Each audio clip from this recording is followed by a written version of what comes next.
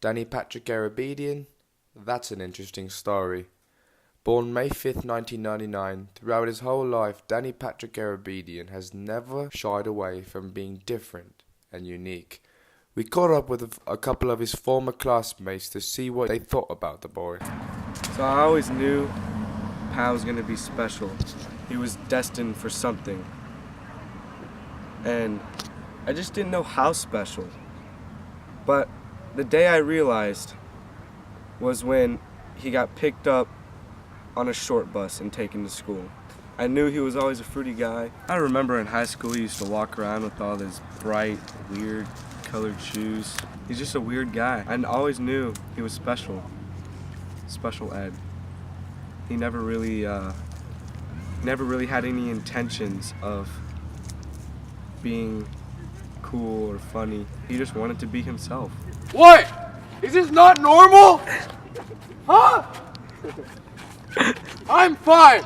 And even if that is special ed, taking the short bus to school and back, and wearing very colorful clothing that made everybody think he was gay, which I have nothing against, but that's just Patrick. So, what were your connections with Patrick Garabedian? Excuse me, what did you say? What were your connections with Patrick Garabedian? Patrick who? Patrick Garbanzo Beans? Oh man, I remember that guy. Like, what is this about? Did he like see a piece of gum in the middle of the street and like run out and try eating it and get hit by a car? Because I remember this one time, alright? His grandparents just got done paying me like the weekly payment to be his friend. And we're just chilling. And he'd always have this cup full of like change. But it was only pennies. Like, I had no idea what it was, but he just had a big cup full of pennies. And I always thought it was just like his change and stuff. But then one day we're just sitting in his car, just chilling, talking about sports and stuff. And the next thing I know, he's just taking handful after handful, eating pennies. And like, I was like, what the hell? Like, at that point, I started questioning the amount of money his grandparents were paying me to be his friend. But yeah, like, he was an oddball. Like, didn't really have too many friends. His grandparents Besides the people that his grandparents paid? Yeah, besides a couple, like, I think, we hung out with this kid, Anthony, I think that's his name, and we got paid 5 G's a week by his grandparents, and then, funny thing is, like, we would always go out to eat, and then we would tell him we had no money, so Patrick would have to pay for all of us. He joined the wrestling team back in 2017, somehow made it to regionals. I have no idea how that happened. I don't know how much money he paid the other person just to lay on his back, but made it to regionals. And then he got disqualified for pitching the other guy's butt. What did Tegan say? Something about you being disqualified for pinching a guy's butt in wrestling match? No, that didn't happen. It didn't happen like that.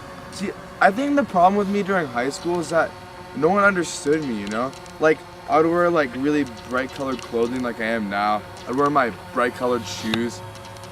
And just like, everyone would just assume that I was gay or just kind of weird. But I think the problem was, like I said before, like, no one understood me. It's kind of like their problem, not mine. 2017, my senior year, I joined the wrestling team.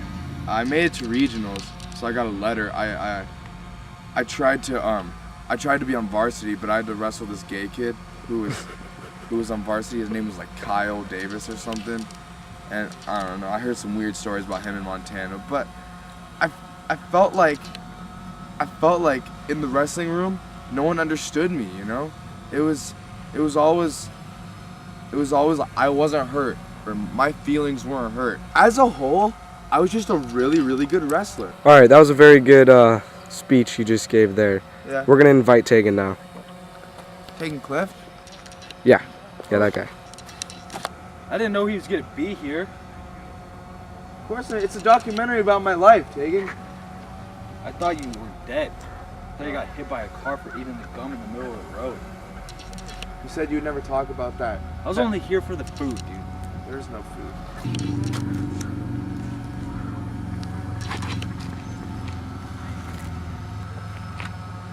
Do you even have balls? Why do you cross your legs like that?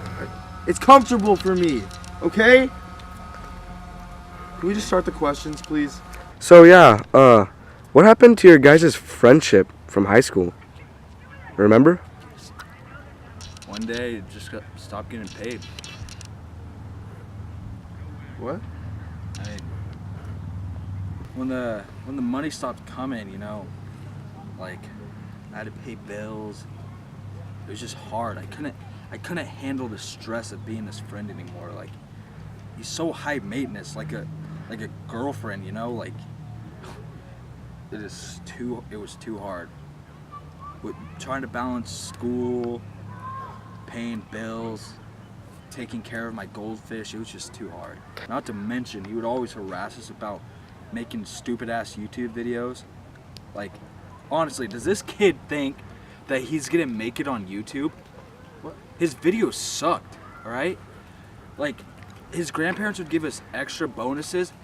Like, they weren't even bonuses, like $20 more just to say that, to be in his videos. Like, it was bullcrap. Like, now that I think about it, I wasted my high school. I could've, I don't even know. You said you liked my videos. They were terrible. Do you really think people are stupid enough to think you could drown in your bathtub? Huh? Only you're stupid enough to do that. That's not a challenge, alright?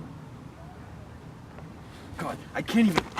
For however long Patrick Garabedian should roam this earth, it's no secret that he will leave behind a legacy that will inspire millions. From his exhilarating YouTube videos to his incredible skills on the football pitch, his legacy will live on forever. And no, I don't think he's dead.